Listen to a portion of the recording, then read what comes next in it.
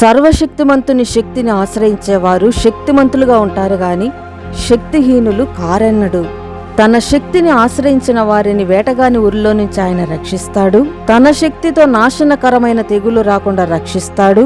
తన రెక్కలతో కప్పి ఆశ్రయమిచ్చి శత్రు బారి నుంచి కాపాడుతాడు. రాత్రిపూట, పగటిపూట, మధ్యాహ్నం పూట పాడు చేసే వాటి నుంచి కాపాడుతాడు.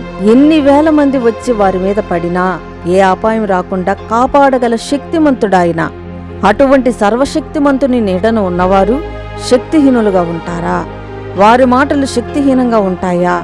తమ స్వశక్తి మీద, ఇతరుల శక్తి మీద ఆశ్రయించే వారి మాటలు గాని క్రియలు గాని శక్తిహీనంగా ఉంటాయే గాని శక్తివంతంగా ఉండవు. కనుక వీరిని అనుసరించేవారు కూడా శక్తిహీనులవుతారు. కావున సర్వశక్తిమంతుని నీడన ఉన్నవారు శక్తిహీనులు కారెన్నడు. వారు శక్తిమంతులుగా ఉంటారు.